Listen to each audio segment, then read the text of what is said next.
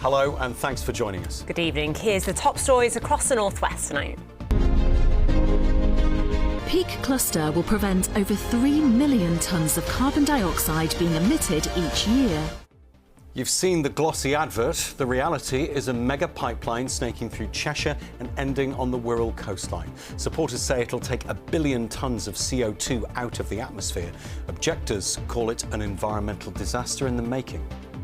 It's just a big worry as to what this is going to do to the wildlife as well as to human beings. Conservative leader Kemi Badenoch pops up north to promote policies and deny claims of Tory decline. In the ring with former world champion Anthony Crolla and Ruben, the boxer nearly floored for life by a nosebleed. And we're going back to school with Lee Band, the lottery winners.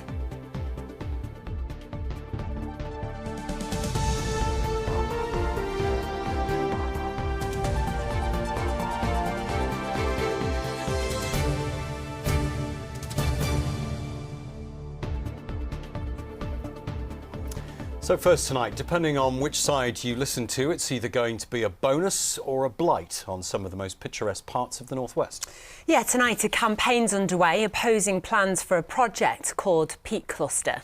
At the moment, it'll cost an estimated £60 million and it aims to remove 1 billion tonnes of harmful carbon dioxide from the environment. It's proposed the CO2 will be fed via a massive underground pipeline stretching from the Peak District through Cheshire and the length of the Wirral. The scheme's supporters, including the government, say it'll help the country achieve its net zero goals. But people living in the path of the pipeline say it could bring major environmental damage and disruption. Our top story tonight from Tim Scott. Peak cluster will prevent over 3 million tonnes of carbon dioxide being emitted each year. A 160-mile pipeline from the cement factories of Derbyshire and Staffordshire through Cheshire and up to the Wirral's north coast. The aim of Peak Cluster is to take harmful carbon dioxide produced by the cement industry and store it under the seabed in the former Morecambe Bay gas fields, connected to the Wirral by another pipeline. But now it seems the project has a fight on its hands. They call the Wirral the Leisure Peninsula. People come here to walk, to relax and take in the sea air. But now the plans for the pipeline and the storage facilities along this stretch of coast have alarmed local people who are fearful of their impact on house prices and the environment. It's just a big worry as to what this is going to do to the wildlife as well as to human beings. There is a good chance house prices will drop there and people will be worried about that as well. We've got a natural green belt here with a lot of farmland. We just do not want it. And wildlife professionals who work across the Wirral's natural habitats are also concerned. Some of that land could be ripped up and destroyed forever through this scheme. But at the moment, we really don't know enough about the impacts to be certain what's going to happen to nature. This fishery in Moreton sits next to where the Peak Cluster are looking to build an AGI, an above-ground installation. It will compress the CO2 before it's piped under the sea. Its size will run into hundreds of square metres and there'll be a 50-metre high chimney built as well. It's left fishery owner Steve Openshaw fearing for his future. We will shut. I can't see any other way around it. I wouldn't want to live here. We'll never sell it. We won't be able to give it away. If they put an AGI there. How has all this left you feeling? Sick. It's hard. Yeah. Because this is your life, your livelihood. Yeah, terrible. We do recognise that building a 200-kilometre pipeline will have impact on the local environment and local communities, and so we're working with people very closely over the next few years to make sure we minimise that construction disruption. David Parkin is chair of the Peak Cluster. I showed him the clips of my chat with Steve Openshaw. So it's really important that we hear from Steve and people like Steve to give us a much better understanding of that local community and the local businesses within there and what they need to operate and moving forward. So is there a chance that people like Steve will be compensated? If there's a loss of business income through the construction process, absolutely we will look at that. But look, the first thing we want to do is not impact businesses at all. So we need to spend a bit of time working out what's the best project we can put together which minimises that impact. There's still much work to do regarding the exact route the Peak Cluster pipeline will take. And while those behind it stress they want to keep the environmental and social impacts to a minimum, many of those in its path, like Steve Openshaw, remain fearful of what it will mean. A final decision on whether the project goes ahead will be made in 2029. Tim Scott, ITV News. Well, we asked the government for an interview. They declined, but they did offer us a statement. They told us we are delivering first-of-a-kind carbon capture projects in the UK, backed by £9.4 billion over this Parliament, supporting thousands of jobs across the country and reigniting our industrial heartlands. They went on to say all carbon capture projects must meet strict environmental and regulatory requirements, including ensuring high levels of protection for both communities and the environment. Well, next tonight, the Conservative leader Kemi Badenoch's been in the North West today. She was in Stockport publicising one of her party's key policies of reinstating the two-child benefit cap to spend the cash on defence. But she also found herself fielding questions about the rise of Reform UK and her party's dismal showing in the recent Gorton and Denton by-election. Our reporter Emma Sweeney has more. In an increasingly unstable world, the Tories say it's time to double down on defence, even if it means rolling back on the government's plan to lift the two-child benefit cap. The Conservative Party is telling the country that we're going to have to make some difficult decisions, including on defence. That means not having the lifting the two-child benefit cap, using that welfare money for defence. Kemi Badenoch will be hoping this latest policy battle will fall favourably with voters. But today's photo op at a Stockport-based defence company was just 10 minutes up the road from the recent Gorton and Denton by-election, a contest that saw an unprecedented landslide victory for the Greens. Your party did so badly, actually, that it lost the deposit. It's not great, is it? Well, this is the second time that we have not done well in a Manchester by-election. These are seats that Labour has been winning, I would say well over 100 years in some cases. Right now, what I think is most interesting is that a government that came in with a huge majority, so many MPs, a huge mandate, is coming third in a seat that it won so comfortably just 18 months ago. That is the real story.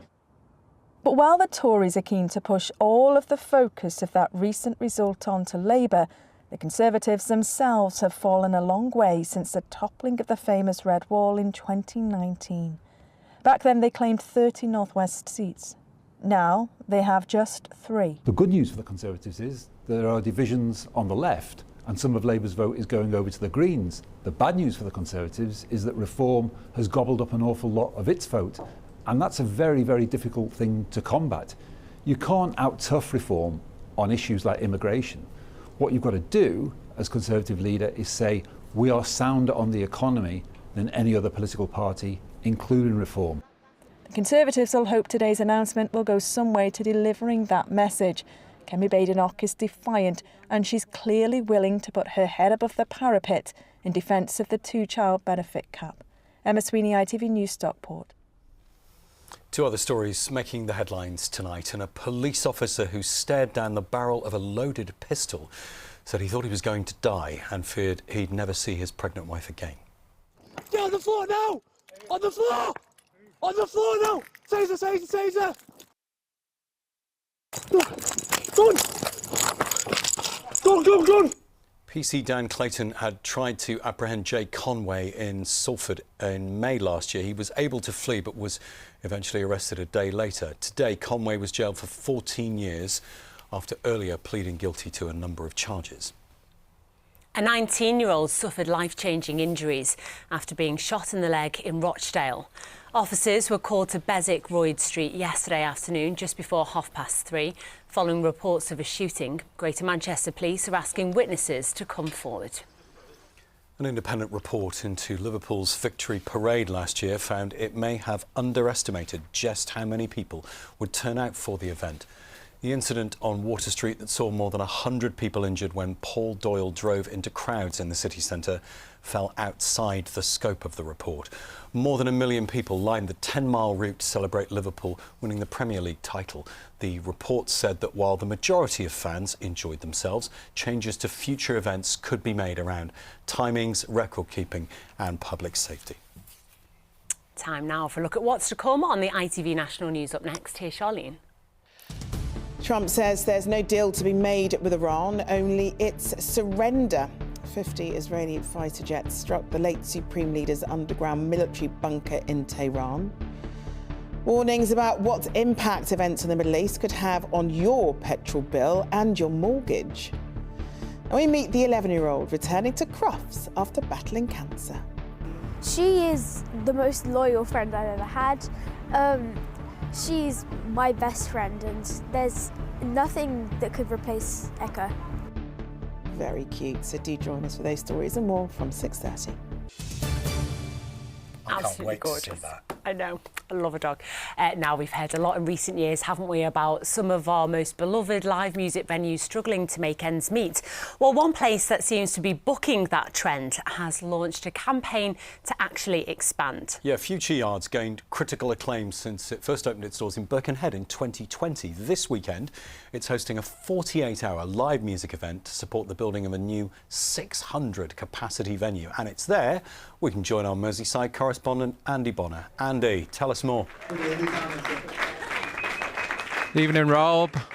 Yeah, welcome to Future Yard in Birkenhead, where the 48-hour Party People event has just got underway. It's a bit of a crowdfunder for this place. Dave McCabe from the Zootons up on stage right now. There's going to be live music here all weekend. This place has been open for about 6 years now, and over that 6 years, they've had 120,000 people watching gigs here, which isn't bad considering it's only got a capacity of 270. Not bad at all.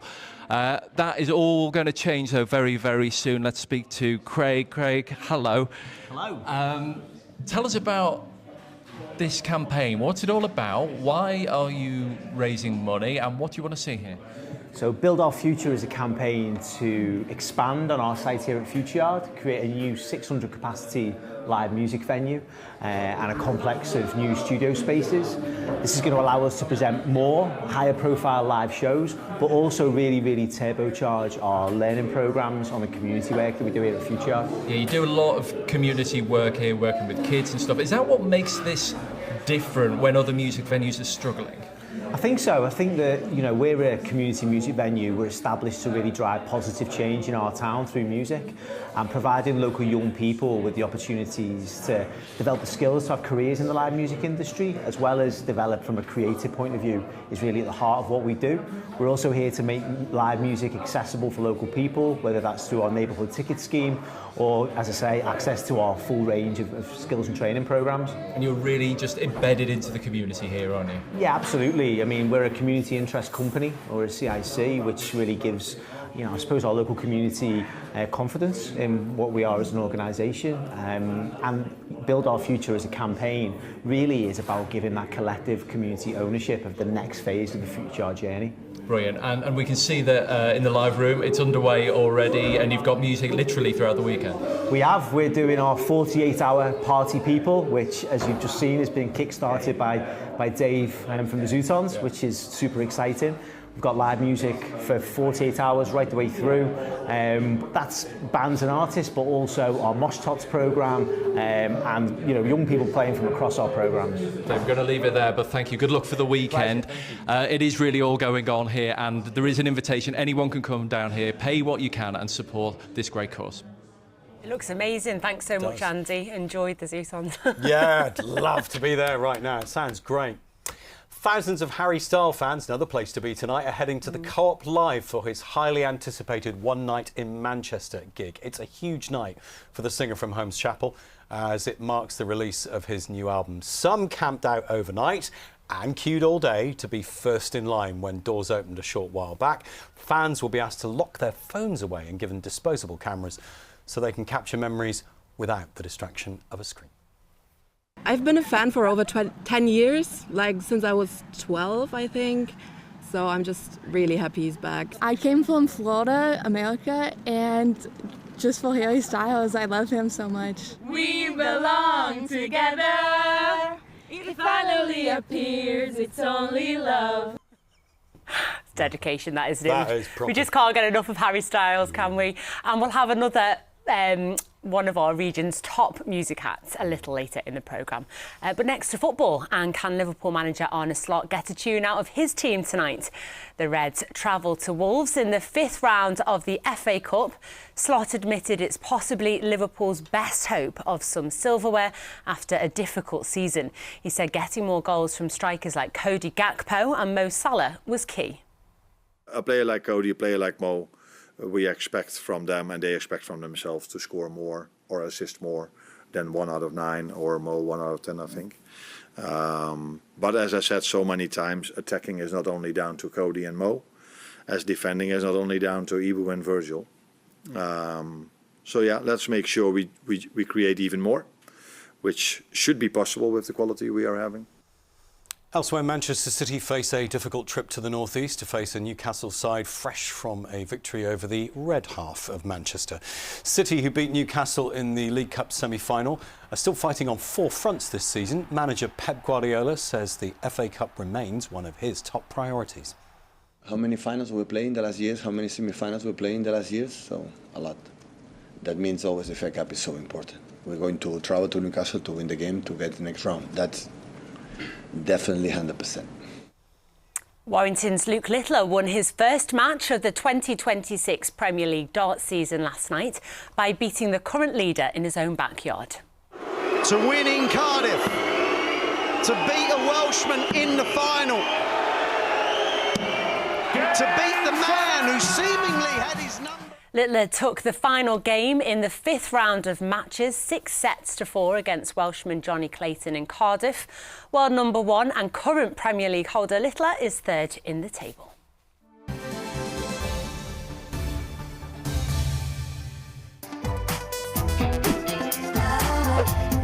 Getting that winning feeling. FOW, sponsor of the Granada Sport Report. Now to the former world champion from Manchester, helping to make boxing history. Anthony Crolla has today been training 21-year-old Ruben Mustin, the UK's first boxer to have received a stem cell transplant, and they've been speaking to Chris Hall.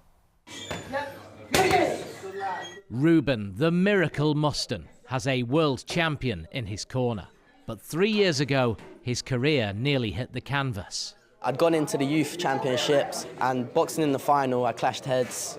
My nose starts bleeding really heavily, so the ref steps in and calls the fight off. I go home, my nose is still bleeding, I wake up in the morning and there's still loads of blood coming, so I knew something was up. He had aplastic anemia, a rare bone marrow condition only treatable by stem cell transplant. He had to endure chemo and radiotherapy and 2 years in isolation. Now he's back in the ring, a 3-time national champion and under the wing of Anthony Crolla. It's a really inspirational story. You know, where boxing goes and you hear a Rocky stories, I think this surpasses that and more. He's going to turn professional. He's talking to the big promoters. He's going to have a few fight deal there. And no, listen, it's an honour to have him in the gym today. It's a bit of an idol, really. You know, when I was first diagnosed, I was looking out for stories of people that have done the unthinkable, and seeing how far he came, it made me realise that it really is possible. Crolla is no stranger to adversity. His career was nearly cut short when he was attacked and nearly killed while confronting a neighbour's burglar. What can you teach him about mentally coming back from adversity like you had to do? I don't think you can compare him. I think what he can teach me, if I'm being honest, hopefully we can learn him a few things about the business side of the game, the sport. You will have those hard nights and so on, and how you bounce back from them, but his mental strength, I don't think that can ever be questioned. This comeback story nearly didn't happen. When it came to the transplant, there were no suitable donors on the global register. Ruben's dad had to step in. Doctors said that if it wasn't for that clash of heads, which first revealed his condition, Ruben would have been dead within 2 weeks. It's no wonder they call him the miracle. Myself and my wife both have a rare bone marrow type. which meant Ruben had extremely rare bone marrow type. The best chance he had was me at a 5 out of 10 match. The Anthony Nolan Trust, they've been fantastic. If you join the stem cell register, you are helping save someone's life. There's no better feeling than knowing you've given somebody life. Ruben hopes his next battle will be in the ring as a professional, following the path of his new hero. All I really want to do is show that you can really come back from anything. No matter how dark it's looking for you, there's always light at the end of the tunnel. You might want to sign him up and get him down here every week. I might do. I'll be in his ear in a bit, don't worry. The chances of developing aplastic anemia are just 2 in a million. The chances of turning trauma to triumph with $1 Million Crawler are far greater. Chris Hall, ITV News, Oldham. Yeah, great to see Ruben fighting fit again. Well, finally tonight. And we're keeping the musical theme going with a band we featured recently, the Lottery Winners from Lee. Yeah, when their lead singer was a boy living with undiagnosed ADHD, Bedford High School in Lee accepted him after he'd been expelled from a previous school. Our entertainment correspondent Caroline Whitmore was there as Tom and the group paid a very special visit.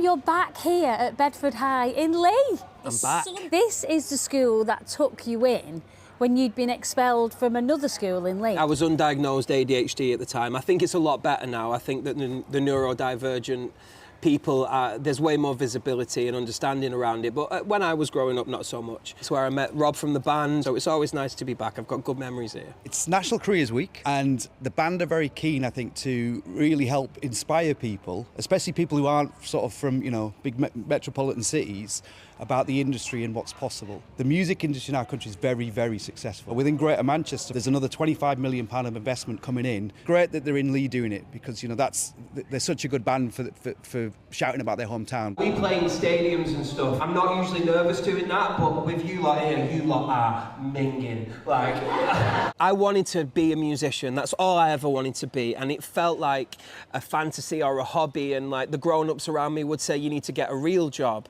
Well, we're here to prove that it is a real job, and it's actually a huge industry, and there's so many different jobs. Because look, I do it. I'm not even good.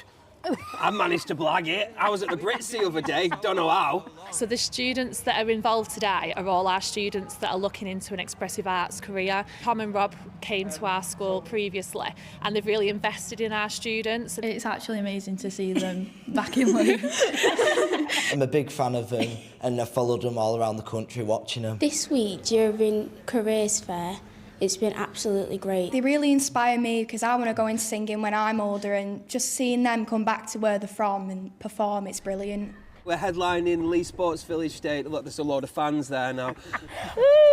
I'm like the Beatles in Lee. We're playing Lee Sports Village Stadium. How are rehearsals going for that? Not started that yet. Have you not? No, it's ADHD in it. We'll probably do it the night before. And Robbie Williams has been really bigging you up, hasn't he? My big brother, Robbie Williams, is the cock of the school. And if someone slags me off, he's like, hey! He made me cry, actually. And he said that I was the most important person that he's met in the last 20 years. And I hope he knows sincerely that it is absolutely reciprocal. Robbie Williams changed my life, and I love him so much. So lovely to see you here in Lee. I just dabbed, because I'm trying to be in with the kids.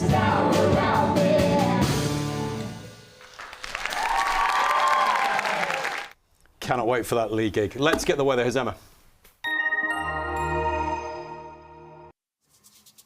Mum, wet wipes, toilet or bin? Bin. Why? United Utilities sponsors ITV Granada weather. Hello there, very good evening to you. A very good Friday evening. The weekend is here, what's not to like? So we are seeing some spectacular sunrises and sunsets at the moment, and I'm sure you know it's all down to that Saharan dust in the atmosphere scattering the light wavelengths, but reds and oranges, they aren't scattered so easily, so they tend to get focused down and become really intense. There will also be moderate to high levels of pollution in the air over the weekend. We've got a switch in wind direction today. It was more northerly, but we'll be back to southeasterlies by the time we get through to Sunday, bringing in some milder air, but also air that will carry a lot of pollution with it. So taking a closer look at the detail, we've got high pressure popping into the forecast, a little bit of ridging overnight tonight there from that, and then we kind of hold on to quite a slack flow until Tuesday, when things start to become more mobile from the Atlantic, with those systems beginning to plough through again west to east across the British Isles. Rewinding though to the next few hours, and everything is fairly benign. You can see some clearer skies developing across the Isle of Man. You had the best of the sunshine today, so you have to pay for it tonight, with also some pockets of frost to the north of the patch too. Further to the south, quite a lot of low cloud, mist and murk developing, light winds wherever you are. Then we're into Saturday. Sun's up about 6:45 in the morning and sets about 6 in the evening. Any early mist lifts. There may be a little bit of that frost, just be aware of that first thing, but then some glorious spells of sunshine. Cloud thickening from the south as the afternoon wears on, temperatures slightly up on today's values, and that thickening cloud is coming from a warm front which continues northwards. Maybe some outbreaks of rain from that overnight, and then as you see, mostly it's going to be dry on Sunday, but some drizzle later. Bye-bye. Cleaned up well. United Utilities sponsors ITV Granada weather.